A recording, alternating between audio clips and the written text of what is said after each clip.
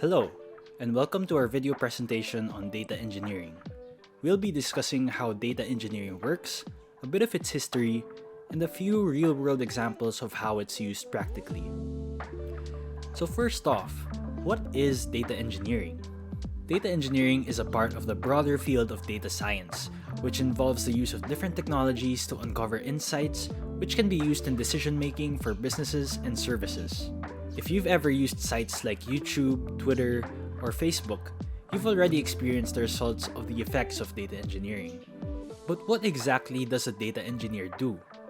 Essentially, their job is to convert raw data from different sources, which are initially useless because they're all unorganized, into a format that can be used by analysts to find insights about things like business performance and market sentiments. And to do this, data engineers create what we call pipelines, which are a set of automated processes that gather, clean, and store data without the need for constant human intervention.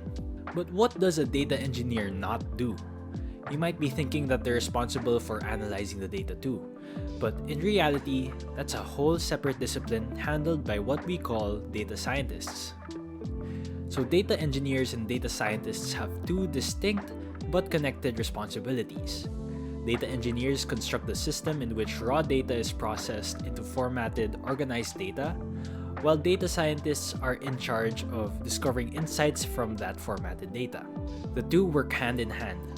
Without the data engineer, the data scientist would have a much more difficult job processing and analyzing data all by themselves. So now that we've had a short look into what data engineering is, you might still be confused about how exactly the whole process works. In that case, let's make an analogy using Legos. Let's say each piece of data is represented by a Lego piece. And suppose you have a bucket full of random Lego pieces, which represents unorganized raw data that's collected from various sources. The data engineer's job in this case would be to sort each Lego piece by type into their own piles.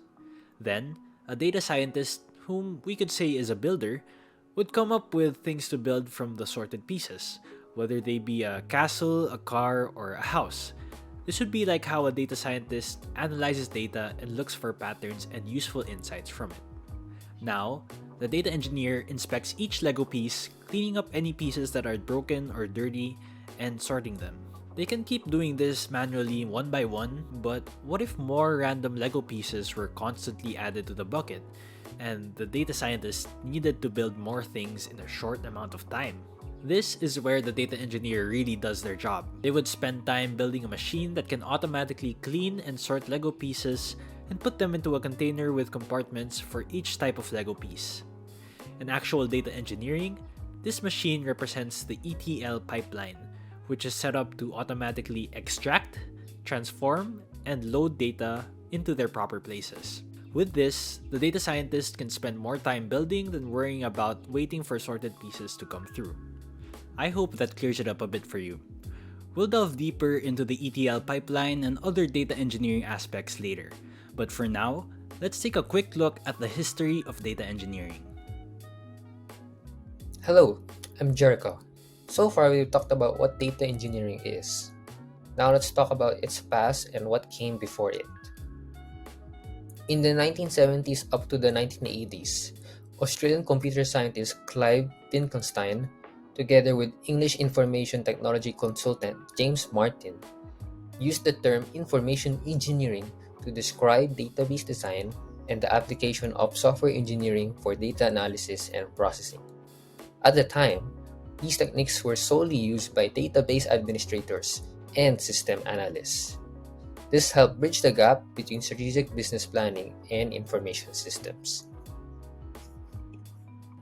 Since data is in the hands of the IT department, it was natural that the job of producing data analysis and insights would also be delegated to the IT, while other parts of the business would simply wait for their output and use it once it becomes available. This setup continued until the early 2000s.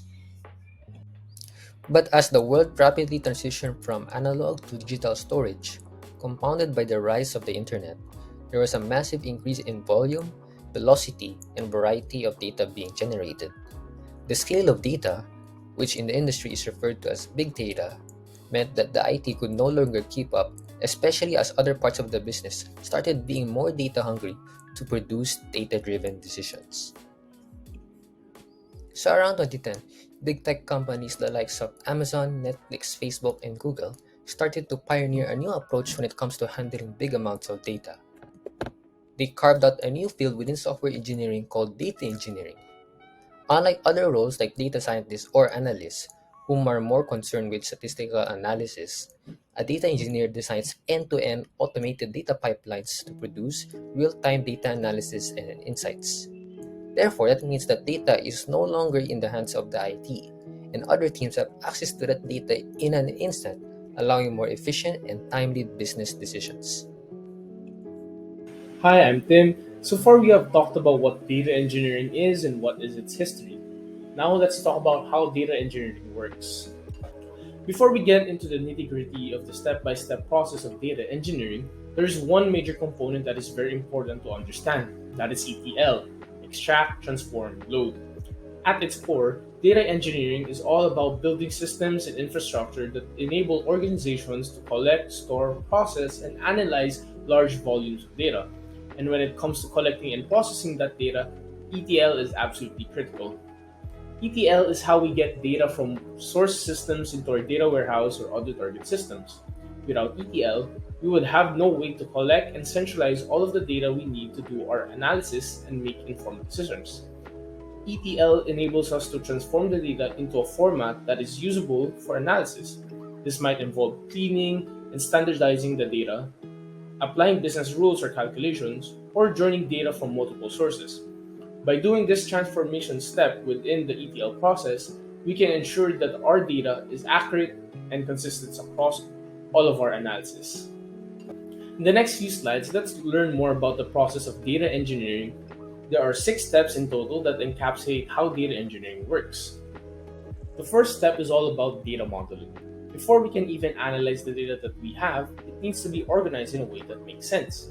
This involves identifying the data requirements, defining the relationships between data elements, and designing a schema that can be used to store, manage, and access that data. This helps ensure that the data is consistent and can be easily queried or analyzed. The second step is data integration. This involves combining data from multiple sources into a single unified view. In today's data-driven world, organizations generate and capture data from a wide range of sources. Data integration helps to bring all these data together to provide a more comprehensive and accurate view of the organization's operations. The third step is data transformation. This involves converting data from one format to another. It is an essential part of the data processing pipeline as data may be captured from various sources in different formats. In order to make the data useful and usable, it is often needs to be cleaned, normalized, and restructured to make it easier to analyze. The fourth step is data quality. This is a critical aspect of data engineering that involves ensuring that the data used in decision making is accurate, complete, and consistent. Poor data quality can lead to incorrect decisions, wasted resources, and lost opportunities.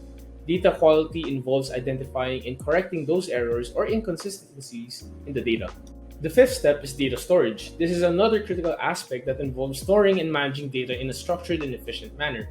With the increasing amount of data being generated by organizations, it is important to have an effective data storage solutions to ensure that data can be accessed and processed in a timely and efficient manner. There are a variety of storage solutions such as databases, data warehouses, or data lakes. The last and final step is data processing, which involves transforming and analyzing data to extract insights and support decision making.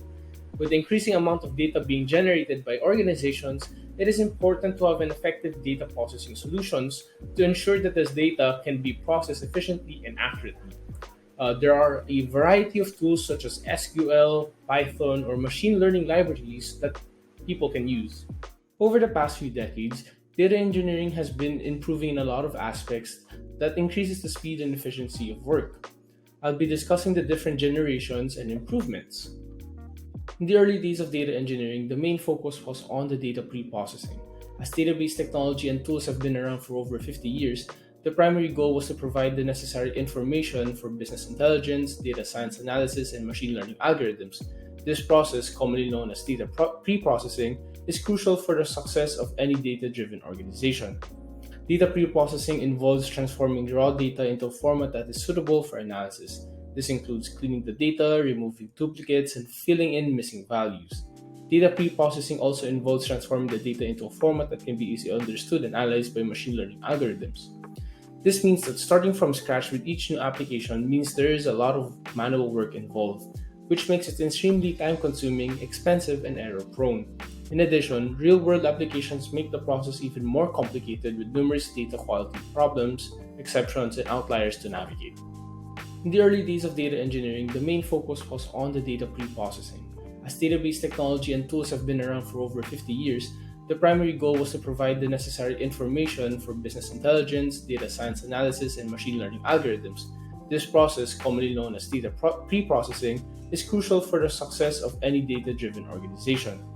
Data pre-processing involves transforming raw data into a format that is suitable for analysis. This includes cleaning the data, removing duplicates, and filling in missing values. Data pre-processing also involves transforming the data into a format that can be easily understood and analyzed by machine learning algorithms. This means that starting from scratch with each new application means there is a lot of manual work involved, which makes it extremely time consuming, expensive, and error prone. In addition, real world applications make the process even more complicated with numerous data quality problems, exceptions, and outliers to navigate. On the next generation of data engineering would be intelligent adaptation of data engineering workflows. Data engineering is an important field that requires suitable algorithms to enable the processing of large and diverse datasets. Although current tools provide various implementations for all data engineering subtasks, the choice of algorithms and their combination is still up to the user. To support user guidance and complete the data science process orchestration, the data engineering field should develop and provide intelligent guidance of the user, evaluation of results, and simulation of the effects of different algorithm applications. One promising approach is the development of care labels or consumer labels for machine learning algorithms that rate characteristics like robustness, generalization, fairness, accuracy, and privacy sensitivity. And these labels could also be adapted for data engineering algorithms. So, on to the next topic would be the implementation of data engineering. Allow me to share with you how this is applied by a company.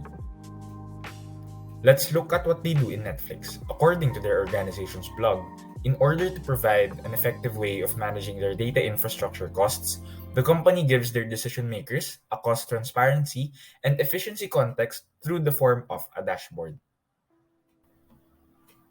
These are some of the systems that enables to run Netflix. They categorize these systems as data at rest and data in motion. Data at rest focuses on physically storing data, and the infrastructure cost is primarily attributed to storage. On the other hand, data in motion systems contribute to data infrastructure compute costs associated with processing transient data. The primary data flow of Netflix ecosystem is shown on screen. In this data flow, we have the S3 inventory, which provides a list of objects and their corresponding metadata, like the size in bytes for S3 buckets, which are configured to generate the inventory lists. We also have the Netflix Data Catalog, or the NDC, which is an in-house federated metadata store, which represents a single comprehensive knowledge base for all data resources at Netflix. Lastly, we have Atlas, which is the monitoring system, which generates operational metrics for a system, such as CPU usage, memory usage, network throughput, and others. A sample view of their dashboard looks like this.